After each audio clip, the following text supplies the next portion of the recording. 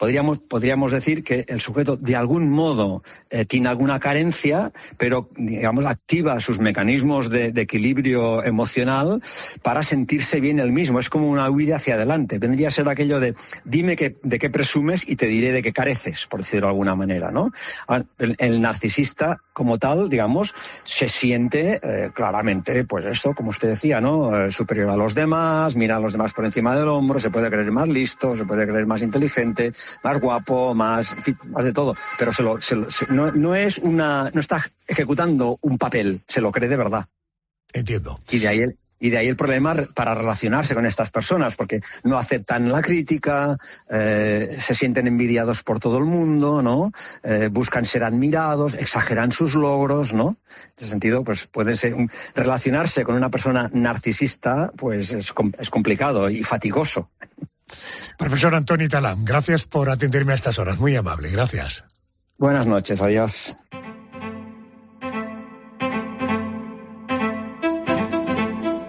Esta noche hemos abierto el expediente de la partera de la muerte. Uno de los casos que puedes leer en el libro Asesinas, ¿por qué matan las mujeres?, que firma Victoria Pascual. En sus páginas, la autora relata que tras su salida de prisión, tanto esta mujer japonesa como su marido adoptaron nuevas identidades y que su pista se perdió. Enseguida, noticias. Y después del boletín, seguimos aquí, en la noche de Arjona.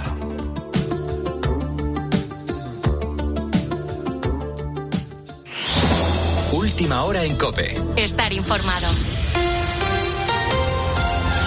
El PSC se postula para liderar una nueva etapa en Cataluña tras ganar con 42 escaños las elecciones autonómicas, mientras el separatismo pierde la mayoría absoluta en estos comicios. El líder de los socialistas catalanes, Salvador Illa, celebraba estos buenos resultados para su partido, que por primera vez en 45 años ha ganado tanto en votos como en escaños. Esta nueva etapa que abro en Cataluña será una etapa para todos los catalanes y las catalanas. Piensen lo que piensen, vengan de donde vengan, vivan donde vivan y hablen la lengua que hablen. Nadie, ningún catalán, ninguna catalana va a quedar excluido de esta nueva etapa que abrimos hoy.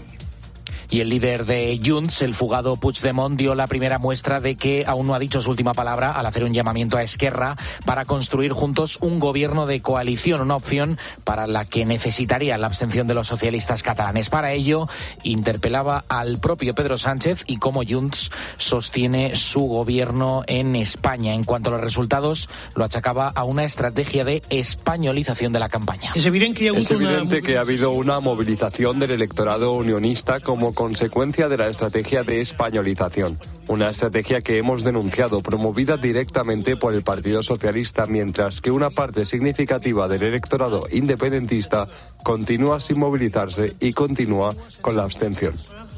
Y continúa en la abstención. El otro gran partido separatista, Esquerra, obtiene muy malos resultados, pierde 13 escaños y se queda como tercera fuerza en Cataluña. Pere Aragonés pierde mucho terreno frente a sus rivales Junts y del PSC y asume que pasa a la oposición. El PP de Alejandro Fernández, por su parte, ha pasado de ser el último en 2021 con 3 diputados a colocarse como cuarta fuerza ahora con 15 escaños. Hay partidos, ha pasado en toda Europa y está pasando incluso en Cataluña, que desaparecen. Pero nosotros decidimos en aquel momento luchar. Decidimos no darnos por vencidos nunca. La humildad con la que afrontemos este magnífico resultado será la primera piedra para ser capaces de lograr nuestro siguiente objetivo, poder estar luchando arriba por la victoria. Vox retiene los 11 escaños con los que irrumpió en el Parlamento, pero no logra mantener el sorpaso al PP. Els Comuns bajan de 8 a 6 escaños, la CUP cae de 9 a 5 y Alianza Catalana irrumpe con 2 asientos. También se constata la desaparición, más que esperada, de Ciudadans, de primera fuerza en 2017 a quedar por debajo del PACMA. La formación naranja desaparece del Parlamento tras años de debacle. Con la fuerza de ABC. COPE. estar informado. Más asuntos al margen de la política. La Audiencia Nacional juzga a Pompeyo González, el jubilado de Miranda de Ebro, acusado de enviar en 2022 6 cartas con explosivos al presidente del Gobierno, a Pedro Sánchez, al Ministerio de Defensa y a las embajadas de Estados Unidos y Ucrania en Madrid. Detalles, Patricia Rossetti. Tiene 75 años y se enfrenta a 22 de cárcel. Pompeyo González se sienta en el banquillo por un presunto delito de terrorismo y otro de fabricación y empleo de aparatos explosivos con finalidad terrorista. Delitos en su modalidad agravadas y los hechos van en contra de miembros del Gobierno. Y Pompeyo González, para mostrar su rechazo al apoyo de España a Ucrania por la invasión rusa, envió cartas con explosivos al presidente del Gobierno y a la ministra de Defensa, con nombre y primer apellido, y también a las embajadas de Estados Unidos y de Ucrania, entre otros lugares. Y en la embajada de Ucrania resultó herida una persona. Los sobres llevaban postas de plomo a modo de metralla para aumentar la potencialidad lesiva, según explicaba el juez en el auto de procesamiento, y su ADN coincide con los que se encontraron en los artefactos. Tienes más información en nuestra página web en cope.es. Sigues en La Noche de Cope con Adolfo Arjona. Cope, estar informado. ¿Y tú? ¿Qué piensas? Escribe a Adolfo Arjona en Twitter, en @lanochedearjona. En nuestro muro de Facebook, La Noche de Arjona. O mándanos un mensaje de voz al 650 564 504. Perdidos en la montaña, o caídos a un barranco, o atrapados en un pozo.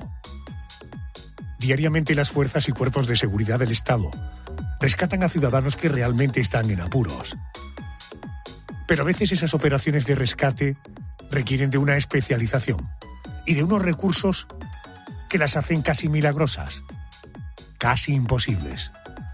Esta noche, aquí en La Noche de Arjona, rescates increíbles.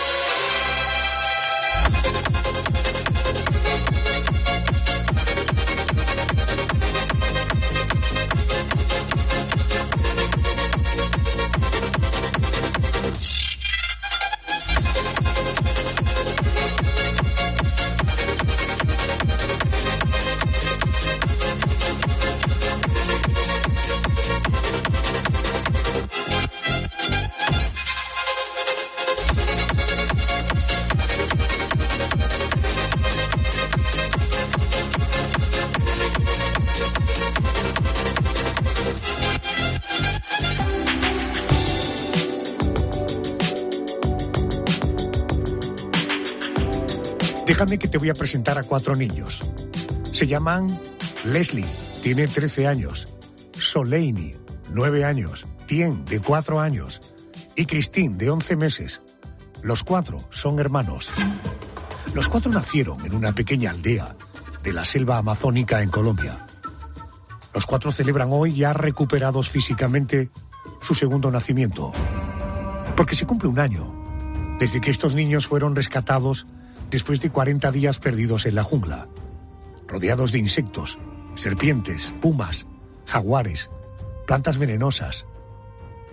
La suya es una historia de esperanza, la que siempre mantuvo el pueblo indígena y el ejército colombiano. Me los imaginaba con hambre, con desespero, con tristeza, abandonados, y me torturaba demasiado. Algunos de ellos me decían: general, ¿ya para qué los busca? Ya están muertos. Pero también habían otras voces que me decían: están vivos. Una de ellas era mi esposa. Decía: ellos están vivos. Si fuera tal vez un niño de la ciudad, estarían muertos. Es la voz del general Pedro Sánchez, coordinador de las labores de búsqueda de los pequeños. Todo comenzó el 1 de mayo de 2023, cuando Magdalena Mucutui y sus 4 hijos subieron a una pequeña avioneta rumbo a la gran ciudad. abandonaba el poblado indígena para reunirse con su esposo.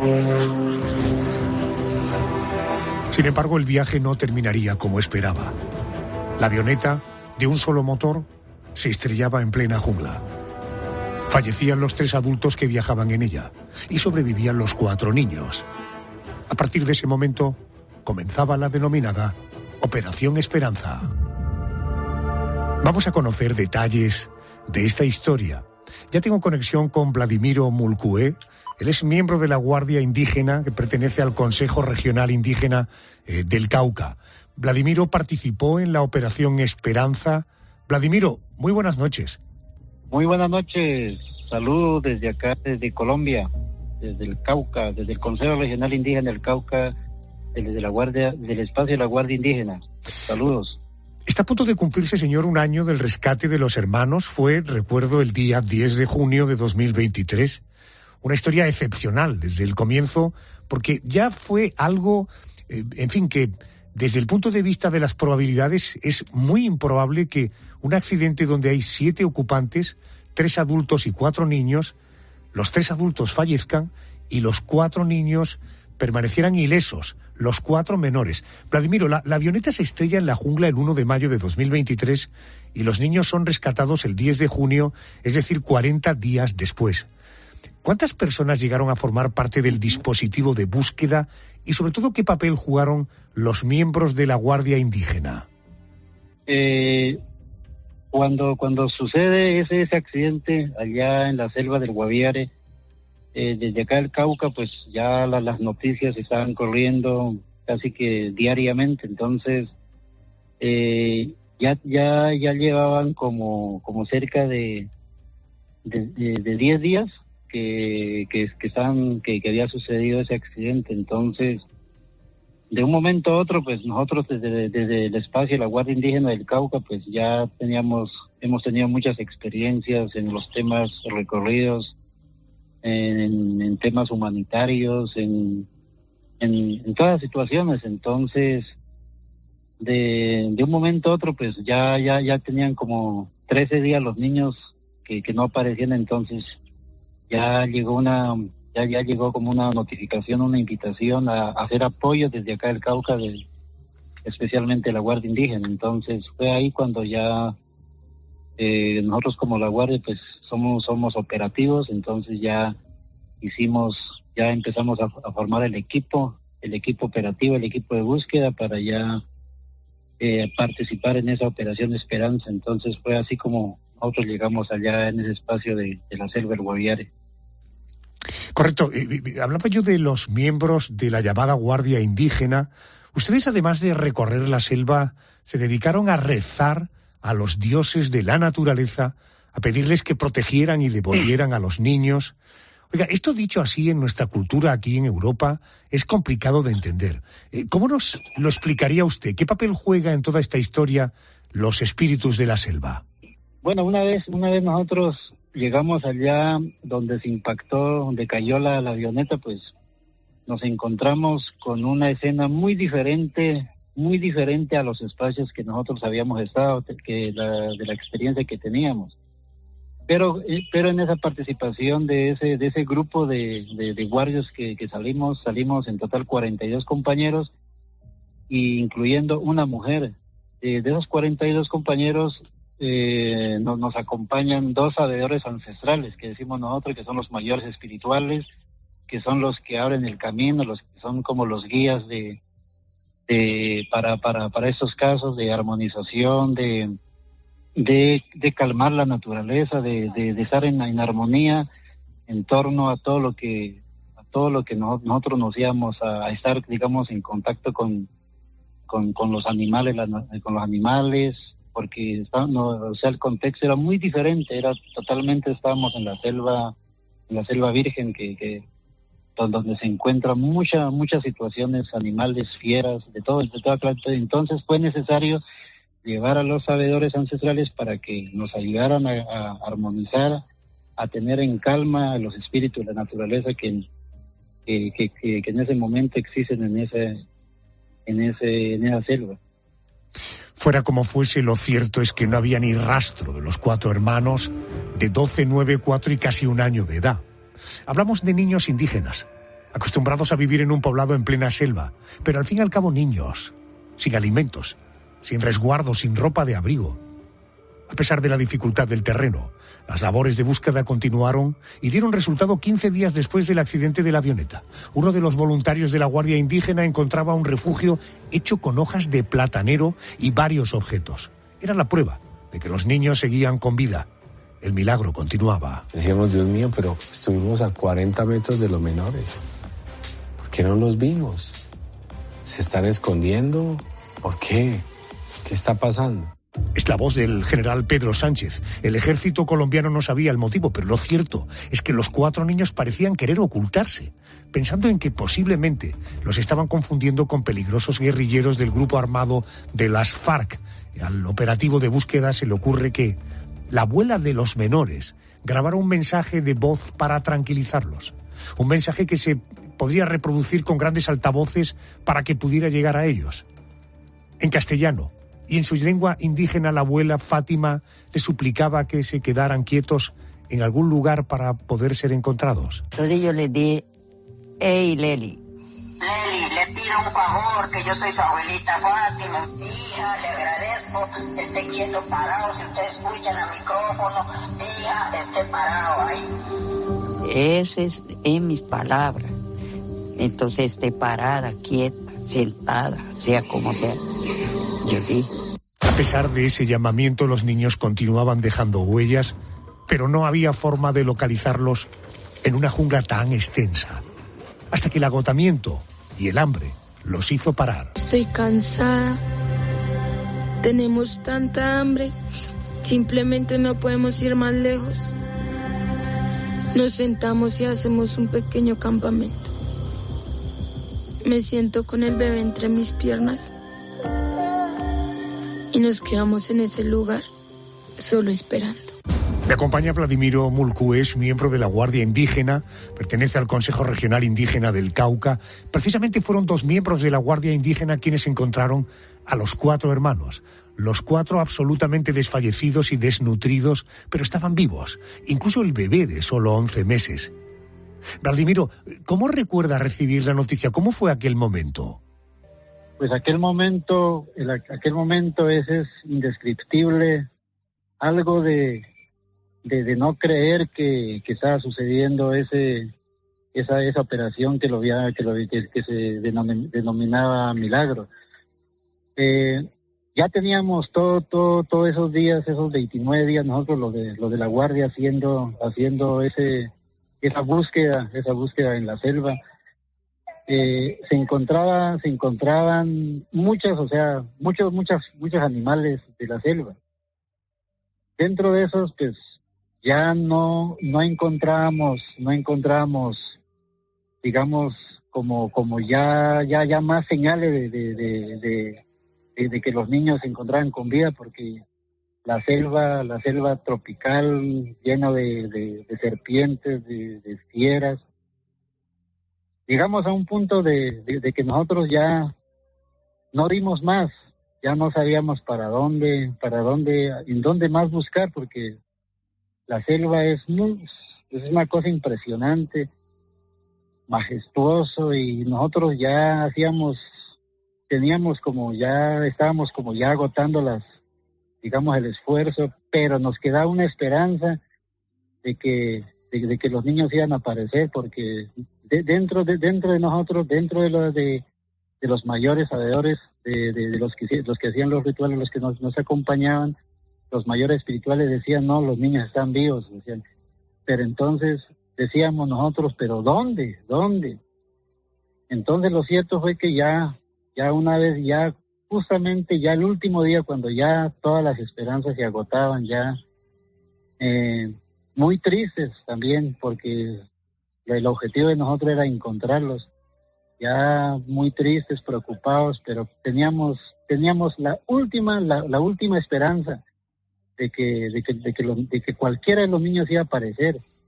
Fue cuando ya en una búsqueda de esas se alcanza a ubicar el refugio de los niños, y Eso fue una cosa impresionante, una cosa llena de emoción, de tristeza, de lágrimas, de todo, al ver, de ver cómo estaban los niños ahí en esa situación de desnutrición, ya casi moribundos, digámoslo así.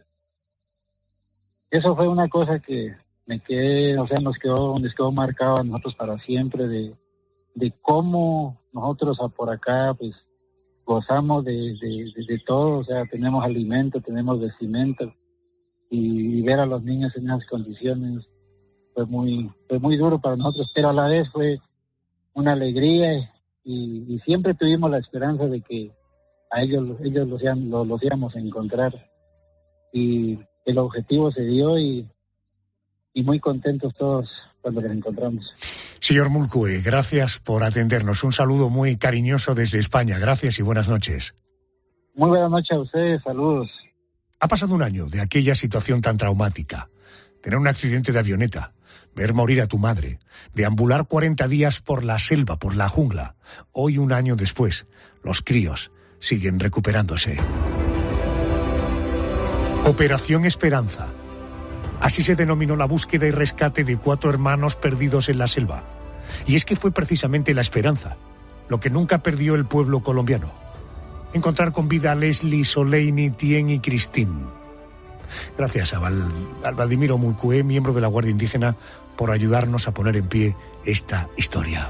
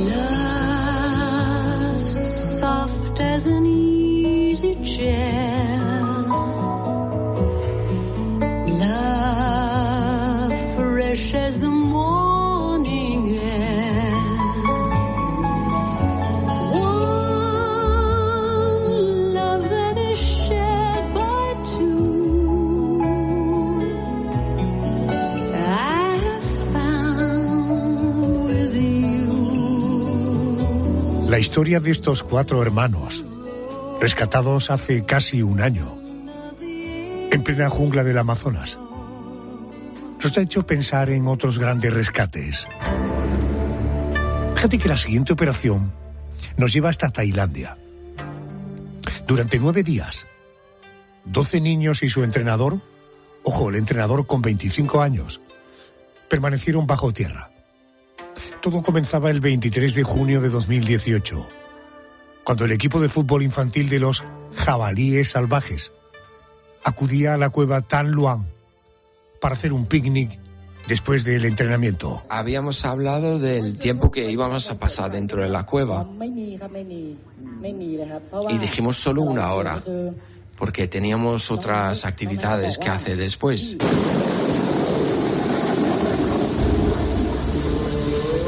La temporada de monzones no había comenzado aún. De ahí la sorpresa porque, de pronto sin esperarlo, los 12 menores y su entrenador se vieron sorprendidos por la intensa lluvia. En cuestión de minutos, el agua y el barro hacían imposible su salida de la cueva. Aunque todos consiguieron encaramarse a una roca para evitar morir ahogados, ciertamente la situación era muy complicada. Estaban a 4 kilómetros de la entrada de la cueva. Volvimos unos 200 metros y encontramos que el agua estaba subiendo de la roca.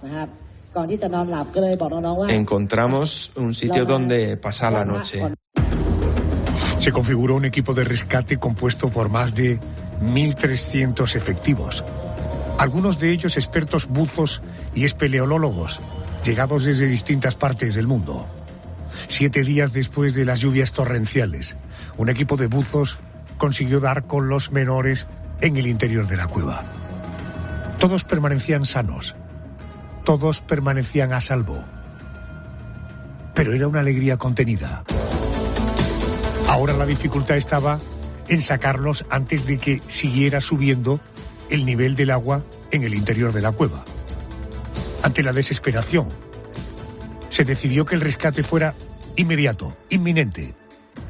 Para ello, se precisaron 13 buzos experimentados que sacaran uno a uno a los menores mediante el llamado sistema Buddy, es decir, un buzo delante y otro detrás de cada niño. Lo que no se supo hasta mucho tiempo después es que los pequeños fueron sedados para evitar que el miedo terminara frustrando el rescate. Hoy es el mejor día de mi vida. He estado esperando durante tantos días, diciéndome que solo tenía un 50% de posibilidades de sobrevivir. Estoy tan feliz. Lo primero que voy a hacer es abrazar a mi hijo. Tras 9 días, los 12 menores y su entrenador eran rescatados en esta cueva de Tailandia. Entre el equipo internacional de rescate estaba un español, un buzo profesional y solidario. Su nombre, Fernando Raigal. Querido Fernando, muy buenas noches, bienvenido a la Noche de COPE. Hola, buenas, Adolfo, muchas gracias. Vamos a hablar de aquel rescate y de aquellos días. ¿Qué día te incorporas tú en ese proceso del rescate y hasta qué día estuviste implicado? Pues me incorporé en la mañana temprano del día 2 de julio, que bueno, al final de ese día fue el día que los encontramos y luego ya estuve pues todo hasta el último día de rescate, que hubo 3 días de rescate. Ahora mismo no sé qué fecha fue, pero vamos, cuando se acabó, que fueron 3 días de rescate. Entiendo. Tiempo después, cuando echas la vista atrás, ¿qué recuerdas de esos días? Pues muchas, no sé muy bien cómo describirlo. La verdad es que, o sea, muchas emociones, pero también, o sea, manteniendo la cabeza fría y siguiendo las instrucciones, ir siguiendo unos procedimientos y bueno, hacer lo mejor que se podía y esperar por el mejor resultado. Uh-huh. Creo que nada más llegar te dan un casco y te mandan al interior de la cueva. ¿Cuál fue exactamente tu labor durante aquellos días? Pues hubo varias fases, como bien dices. Bueno, nada más llegar, pues me introdujeron al equipo y me dijeron que estaba en la pareja número 1 y bueno, pues me dijeron recoge lo que te haga falta de equipo que hay aquí y para adentro. Y bueno, en esa fase, sí. Sí, perdón. ¿Y esa fase me decías? No, en esa fase ahí estábamos todavía en la búsqueda, ¿no? Entonces, pues en esa fase, pues simplemente era ir abriendo paso todo lo que se iba pudiendo e instalar una serie de cabo guías en las zonas sumergidas. Estamos hablando de abrir hueco entre el fango, el lodo y naturalmente bajo el agua, ¿no? Sí, básicamente sí. Oye, ¿y cómo te adaptas? Porque sé que trabajas como buzo en la construcción de plataformas petrolíferas en el mar. Es una labor muy diferente. ¿Cómo te adaptas a este reto? Bueno, pues con mucho respeto, siguiendo instrucciones y bueno, adaptando a lo que ya estoy acostumbrado, que aunque sean plataformas en mitad del mar, pues también hay muchos espacios confinados dentro de estas plataformas y también hay muchas partes de no visibilidad o visibilidad cero. Entonces, pues adaptando la experiencia que tenía al nuevo entorno, que claro, o sea, es un entorno de cuevas, que hay una serie de consideraciones que hay que tener en cuenta en las que mi trabajo, digamos, habitual no entran. Hay un momento en el que entre agua, lodo, piedras, llegas a la plataforma donde están los niños y el entrenador. No, yo llegué hasta la junta en forma de T, que se llama. Está la cámara número 3, que se instaló un campamento base, y entonces pues a través de ese campamento hubo que, o sea, con la pareja con la que iba y yo, pues estábamos instalando cabo guía hasta la junta en forma de T. Los siguientes en relevarnos fueron 2 buzos británicos de cuevas, que fueron los que los encontraron. Ellos tenían la misma misión, seguir el cabo que ya habíamos expuesto nosotros y a partir de ahí poner ellos otro cabo. Y bueno, ellos dieron con los niños y bueno, cuando salieron y nos dieron las noticias, pues te puedes imaginar como la alegría que hubo, pero una alegría controlada, porque al mismo tiempo era como, muy bien, se han encontrado, están con vida. Ahora, ¿cómo los sacamos de ahí? Claro, segunda parte, ¿cómo los sacamos de ahí? En tu opinión, como experto y en términos que podamos entender todo, ¿cuáles eran las principales dificultades para el rescate? Probablemente, si les encontrábamos con vida, sacarlos iba a ser más complicado que entrar, porque claro, los que ibais entrando sois profesionales, por tanto sabéis enfrentaros a este tipo de situaciones. ¿Ya a priori sabíais que si estaban con vida la dificultad sería sacarlos? Sí, o sea, eso ya eso estaba en el ambiente, y aparte, o sea, como has dicho, pues hace falta cierta experiencia y bueno, ciertas consideraciones para bucear en esas cuevas, y esperar eso de un niño de pequeño que muchos de ellos no sabían ni nadar, pues era un poco una locura, era un suicidio. Entonces, pues bueno, hubo que adaptarse a la situación y se tomaron las medidas y las decisiones que mejor se podían haber tomado. Sobre esto quería preguntarte, lo estás diciendo, no quedaba otra opción que entrar a por ellos, porque ni siquiera, como bien decías, sabían nadar, las cavidades eran realmente claustrofóbicas. Esto es exactamente así, esta es la situación real, ¿no? Sí, o sea, son pasajes que, bueno, hay algunos que son más amplios, otros que son más estrechos, ahí tienes casi todo, es visibilidad cero, hay fango, hay rocas cortantes alrededor tuya, hay algo de corriente también, pues son condiciones no ideales para alguien que va a empezar a bucear. Alguien que va a empezar a bucear pues empieza en una piscina donde pueda sacar la cabeza, en fin, si se mete alguien, no ya un niño, sino una persona adulta, se mete en estas circunstancias a su primer buceo, pues es muy probable que va a entrar en pánico y va a ser un peligro para él mismo y para el rescatador. No va a poder sacar la cabeza porque está en un túnel sumergido y en vez de sacar la cabeza, o sea, está todo rodeado de rocas cortantes. Es muy, muy peligroso. Sería muy peligroso. A pesar de eso, naturalmente el rescate termina con éxito, salen todos los críos, sale el entrenador, todos con vida. ¿Por qué duró menos de lo esperado? Bueno, el rescate fue un éxito, como has dicho. Lo único que me gustaría recordar es la pérdida de un compañero, Saman Gunan, que bueno, que esa fue la única nota negativa realmente. Él era un buzo marine tailandés, ¿verdad? Sí, él era un ex-Navy SEAL de la marina tailandesa y estaba integrado en la misma... Bueno, a mí donde me adoptaron, digamos, fue una unidad de ex-Navy SEALs. Entonces pues estábamos en unos 20 tíos y nada, le conocí de 3-4 días antes de su fallecimiento, pero bueno, o sea, el nivel de inglés que tenía era bastante bueno y de esto que entre profesionales pues no me hace falta ni verlo bucear para ver de la manera que se comporta, de la manera en la que habla, y ya sé que no es una persona que no vaya a entrar en pánico, es una persona experimentada. Fernando, porque supongo que la muerte de este colega, de este buzo marine, debió ser un extraordinario impacto entre los miembros del equipo de rescate, ¿no? Sí que lo fue, pero no daba tiempo a lamentarse ni a pensar mucho. Lo que estaba muy claro es que bueno, la misión todavía estaba ahí y que había que recomponerse rápido, había que, digamos, dejarlo para después y centrarse en lo que estábamos allí. Ya, lo que pasa es que lo que le ocurrió a él también te podría haber ocurrido a ti, ¿eh? Por supuesto, eso no podía haber pasado a cualquiera y bueno, son riesgos que tiene el buceo en estas condiciones. Vuelvo a la pregunta inicial. ¿Por qué duró menos de lo esperado el rescate? Sí, duró menos porque una vez que ya se abrió paso para el primer rescatado, pues bueno, se vieron que eran unas 5 horas de camino desde donde estaban hasta afuera, y eso es por rescatado. Entonces, pues esos tiempos se van solapando. A medida que sale el primero, pues cuando lleva una distancia, el segundo empieza a salir. Entonces, pues se llega a un procedimiento, a una metodología, y es como que va todo más rápido de lo que pensaba. Uh-huh. Fernando, ¿qué edad tienes? 33 años. Eres un hombre muy joven. ¿Tú crees que fue un milagro lo de Tailandia? ¿O confiabais en que realmente podíais salvar a los niños? Pues milagro no lo sé, pero salió de la mejor manera que podía haber salido y bueno, lo podemos llamar de varias maneras, pero para la gente de Tailandia pues tenían muchas, es una cuestión de fe, es una cuestión, tenían un espíritu de la montaña, etcétera.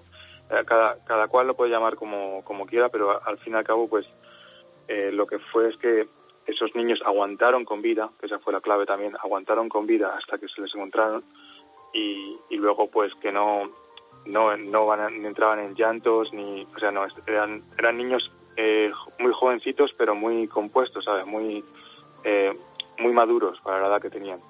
Y bueno, todo salió, ya digo, de la mejor manera que puede haber salido, y lo único que hay que recordar, pues eso, la pérdida del compañero. Entre el equipo de rescate estaba un español, su nombre Fernando Raigal, un buzo profesional, comprometido y valiente. Fernando, te mando un abrazo, nos sentimos muy orgullosos de ti, gracias por lo que hiciste y gracias por atendernos esta noche. Muchísimas gracias, Adolfo, y un placer.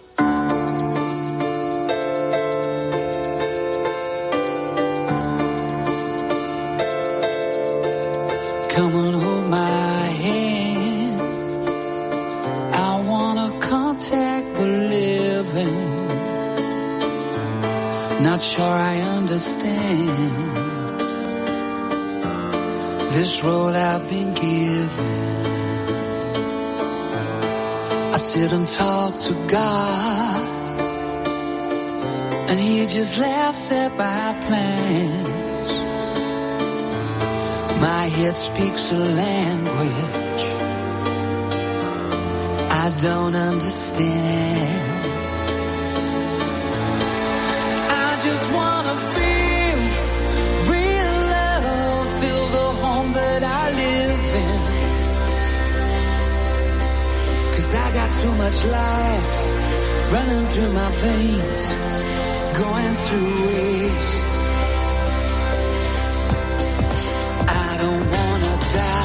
El tercer y último rescate nos lleva hasta Chile.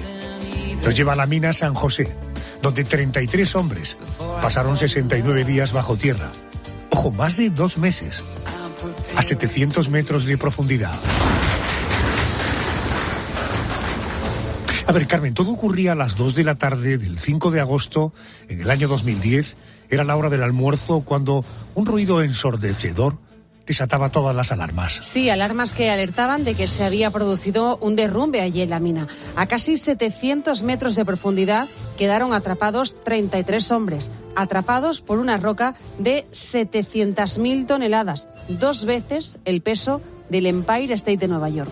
Las labores de rescate eran tan complicadas y costosas que solo 2 días después del primer derrumbe, el gobierno chileno anunció que suspendía las labores de rescate. Ministro, ¿puede decirnos algo? Sí. El gobierno está evaluando la situación. La mina es extremadamente inestable y peligrosa para los equipos de rescate. Así que debemos suspender cualquier intento de rescate por el momento. Comprendo que... ¡Llévate al ministro! La indignación de las familias, la repercusión mundial que había alcanzado la noticia y el empeño personal del ministro de Minas fueron clave para que continuaran las labores de rescate durante más de 2 meses. Fue el 13 de octubre de 2010 cuando el mundo entero aplaudía al ver salir uno a uno a los 33 mineros de San José. Ahí está fuera de la cápsula, ahí está Mario Sepúlveda, de nuevo en la superficie, ahí está despojándose de todas las cosas, ahí están los cascos chocando, ahí está Mario Sepúlveda, el animador de este grupo. ¿Y qué trae? ¿Qué trae? Las piedras, las rocas. Trae rocas del fondo de la mina. Mira. El 13 de octubre del año 2010 comenzaba la operación de rescate que se prolongaría durante 25 horas. Con la ayuda de la cápsula Fénix 2, diseñada exclusivamente para la ocasión, los 33 mineros iban subiendo uno a uno. Volvían a ver la luz. Habían pasado 69 días atrapados en lo más profundo de la Tierra.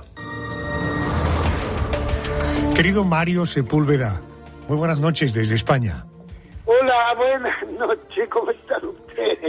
Muy bien, muchas gracias. Mario, usted es uno de esos... Estoy emocionado. Bueno, pues espere porque todavía tengo que ponerle algún recordatorio más. Digo que usted es uno de esos 33 hombres atrapados en la mina de San José. Por sus cualidades probablemente de liderazgo, fue el encargado de organizar el reparto de la escasa comida que había y de mantener al grupo animado, evitando así discusiones y tensiones a más de 600 metros de profundidad. ¿Queda muy lejos aquella historia en su memoria o la tiene muy reciente?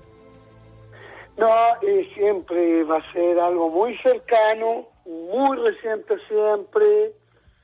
Es una verdad, increíblemente cómo pasó todo, este milagro, la gallardía o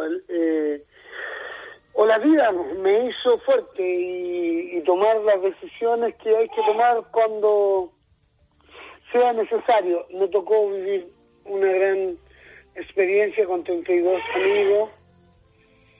Obviamente nadie está preparado para este tipo de cosas, pero le doy gracias a Dios todos los días. La forma en que crecí, la forma en que enfrenté siempre la vida que me llevó a estar y ser fuerte a la hora de tomar grandes decisiones. Comprendo. Aquel 5 de agosto, ¿había algo que hiciera presagiar la desgracia? La mina olía diferente, hacía más calor que cualquier otro día. Para mí fue algo raro, porque yo nunca... A mí me encantaba la mina San José, de hecho hoy día todavía la extraño mucho. Me encantaba ir a turno, me encantaba entrar a turno y todo, y ese día como que algo me decía que no entrara, andaba como con pocas ganas, tenía ganas de irme de la mina porque ya habían habido anomalidades, la supervisión no hacía caso de lo que nosotros les decíamos, y ese día como que fue un poco raro. Y extrañamente yo, en todo el tiempo que estuve en la mina San José, llegué atrasado ese día, por la gana esta de no querer entrar a trabajar. Y con la idea de que algo malo iba a pasar, pero nunca... uno no es mágico ni adivino como para decir, hoy día no entro porque va a pasar esto. Pasó lo que tenía que pasar y después en la tranquilidad uno decía, claro, esto era lo que iba a pasar, pero ya era demasiado tarde, ya estaba dentro de la... El sonido de lo que pasó fue este.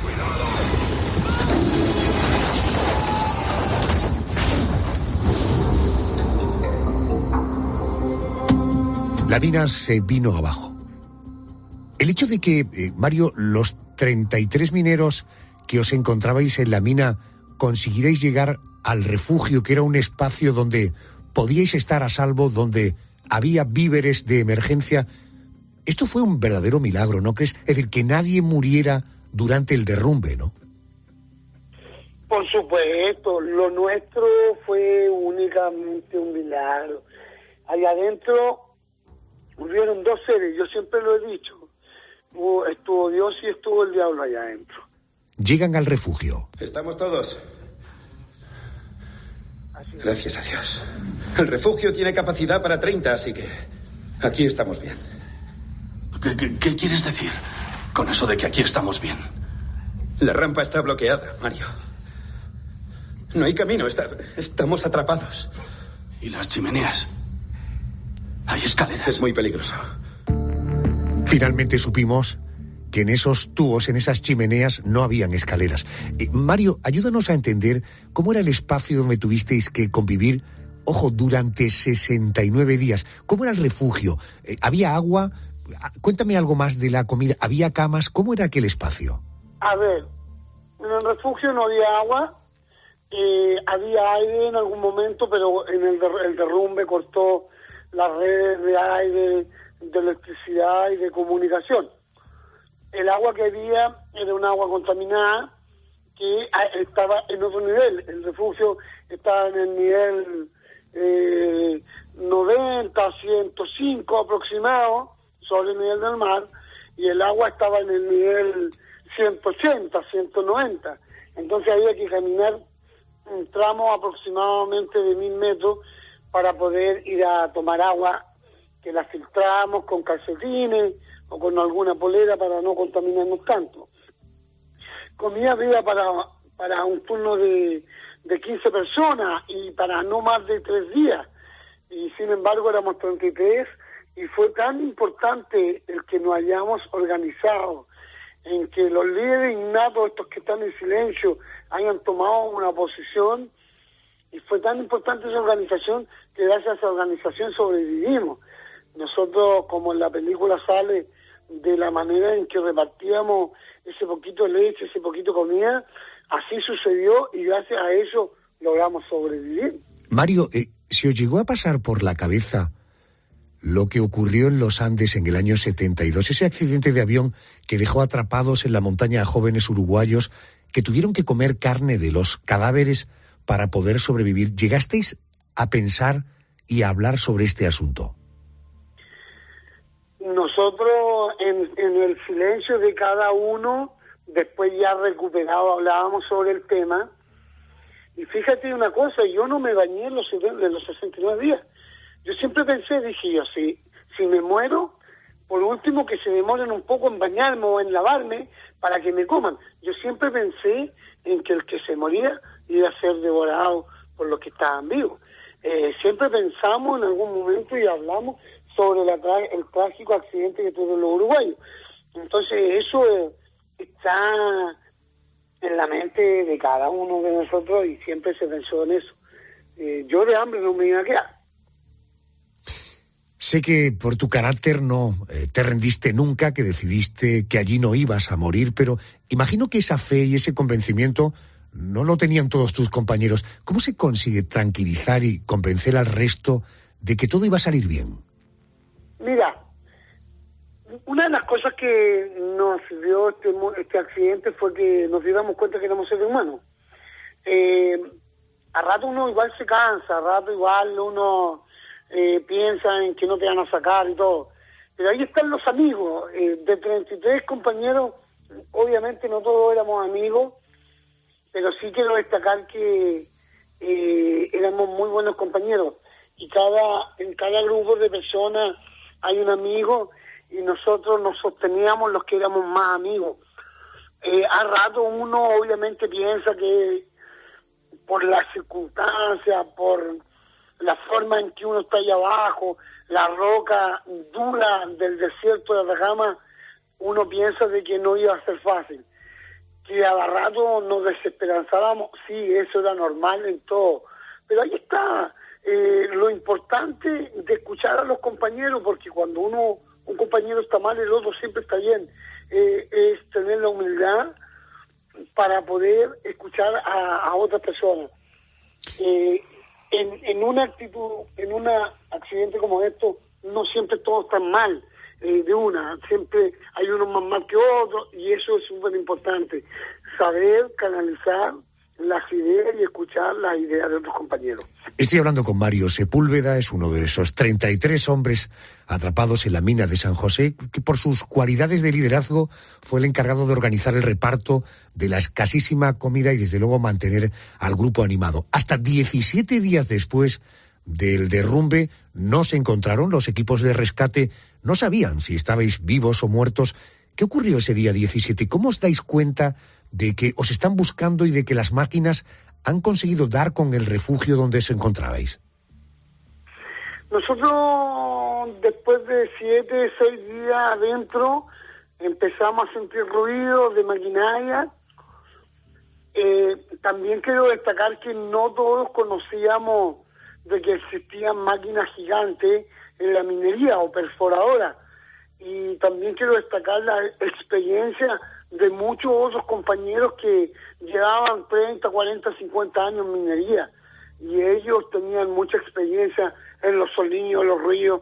Entonces ellos decían, esta máquina es esta máquina, esta otra máquina, esta otra máquina. Entonces ellos por los ruidos se daban cuenta qué tipo de maquinaria nos andaba buscando, y eso también era importante, poder escuchar a los compañeros que tenían esa experiencia con otro tipo de maquinaria, y ellos eran los que de alguna manera nos consolaban a la hora de decir, hey, ¿qué está pasando con esto? Y ellos nos consolaban y nos sostenían a la hora de las dudas. Y de pronto apareció el taladro ese día 17, ¿verdad? así es, el día que apareció el taladro fue emocionante. Yo lo paso por el lado deportivo, futbolístico. Cuando apareció el taladro fue como ganarle el Mundial a Argentina o Brasil en su país. Así de emocionante, fue emocionantísimo. ¡Está aquí! ¡Ah! ¡Mirad, mirad, mirad! ¡Mirad! ¡Chicos, venid! ¡El taladro está aquí!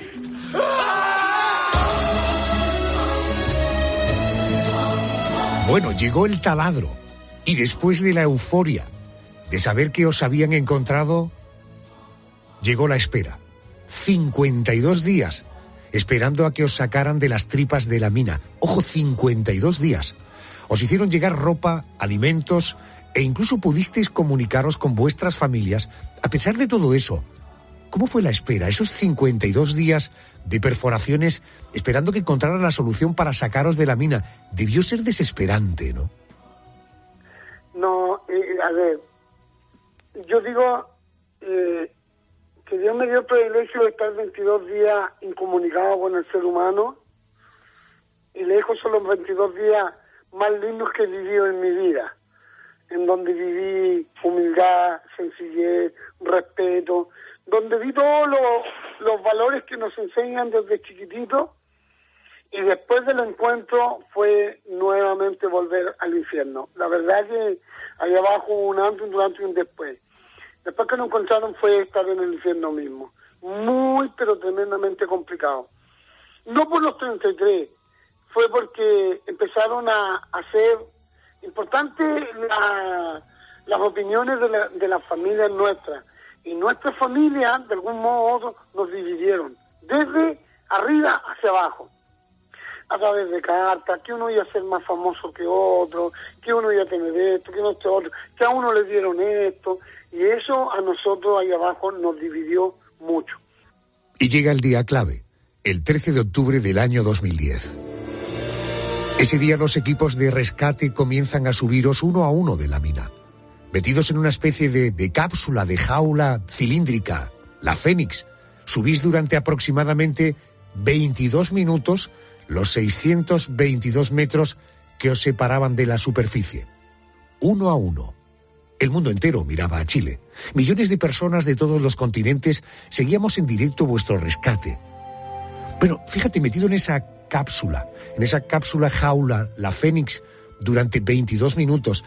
Mario, ¿qué se pasa por la cabeza durante 22 minutos en los que estás solo en la oscuridad, apenas sin espacio para moverte, respirando únicamente polvo? Es una situación absolutamente claustrofóbica en ese tubo y con la incertidumbre de saber si llegaré a la superficie, ¿no? No, yo te digo, yo en mi vida, yo estuve 69 días adentro y la verdad que de loco, feliz. A mí me dicen que yo soy loco. Yo feliz, y lo pasé muy bien porque organizaba y me encantaba ese tema. Pero cuando a mí me dicen que yo soy el segundo minero en salir, y a medida que voy avanzando, se me vienen todos los recuerdos de la historia de Chile. Chile es un país sísmico, decía yo, con la suerte que tengo un terremoto, se atrapada la Fénix, me muero aquí adentro, se corta el cable que nos llega, y al caer voy a matar a 5 compañeros más que están mirando si avanzo o no avanzo, y la verdad que se me viene todo, y por el trayecto grito, hablo grosería, y sáquenme luego, y quién está ahí. La verdad, que para mí fue un viaje infinito, de terror. Yo en mi vida había tenido tanto miedo. Y es más, uno, a modo de humor, yo antes que me sacaran, yo le decía, por vía de la comunicación que teníamos a Lawrence Goldberg y a don Andrés Sucarré, al ingeniero, le decía, no habrá posibilidad de quedarse unos 15 días más acá abajo, yo no quiero salir. Entonces era como entre toda la tragedia ponerle un poco de humor para poder enfrentar la ansiedad, porque yo, como te digo, fueron 22 minutos, 622 metros, infinito. Es más, yo llevo piedra en un bolso y toda esta ansiedad y las ganas de ser pronto liberado me hace romper un protocolo, porque a mí el rescatista me dice: Marito, tranquilo, sabemos que tú estás loquito, pero hay un protocolo y hay que respetarlo. Y yo voy y le digo: huevón, ¿qué protocolo voy a respetar, hijo de la concha de tu hermana? Ándate a la mierda. Y groserías para allá y para acá, y salgo a gritar, se hace ahí, y era una forma de decir gracias por todo lo que se hizo, gracias por todo el sacrificio. Hoy día puedo gritar y puedo decir gracias Chile, gracias al mundo por sus oraciones y gracias a todo el sacrificio, gracias a Dios principalmente, yo voy a poder ver y seguir viendo el crecimiento de mis hijos, que esa fue mi batalla siempre, sobrevivir para ver crecer a mis hijos. Ahora entiendo por qué Mario fue quien fue. Mario Sepúlveda, el superviviente de la Tierra, uno de los 33 mineros que durante 69 días quedaron atrapados en las entrañas de la Tierra, en la mina de San José. Querido Mario, gracias por atenderme desde España, te mando mucho cariño y todo mi respeto. Un abrazo muy fuerte, compañero. Un abrazo.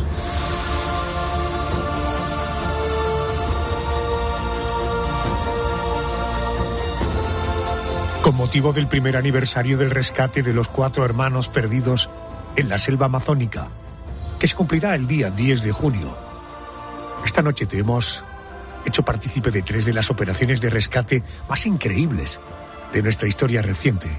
El rescate de los 4 hermanos indígenas que sobrevivieron a 40 días en la jungla. El rescate de los niños atrapados en una cueva de Tailandia durante 9 días. Y el rescate de los 33 mineros que quedaron bajo tierra en una mina de Chile durante 69 días. Boletín de noticias. Enseguida, estamos de nuevo juntos.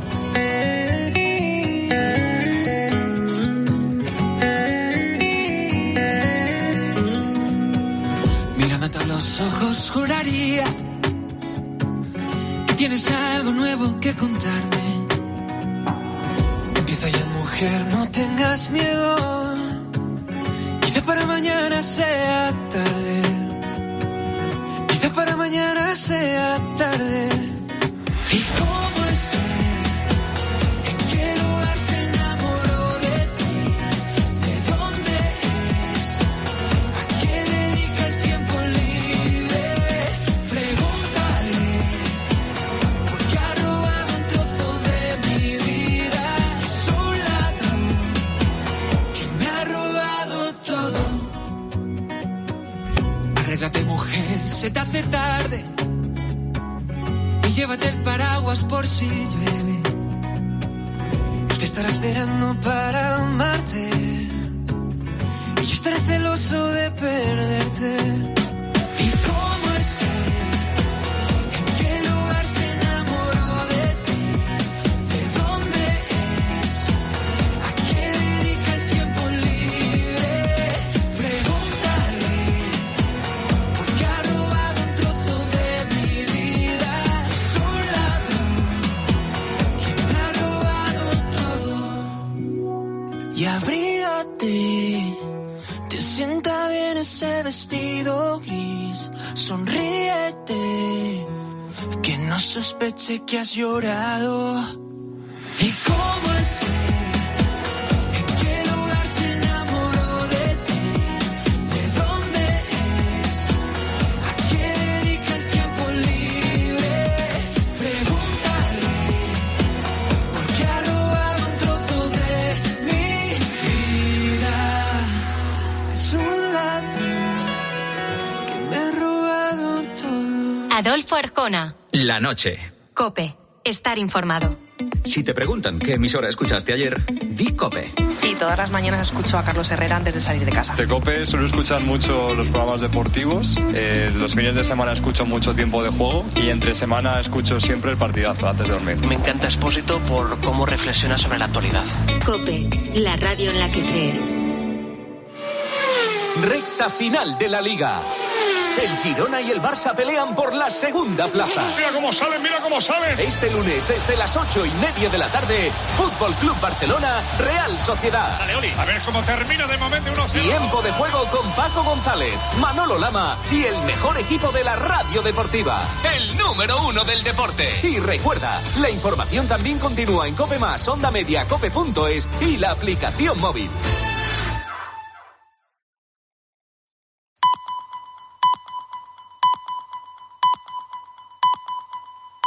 Llegamos a las 3, las 2 en Canarias. Última hora en COPE. Estar informado.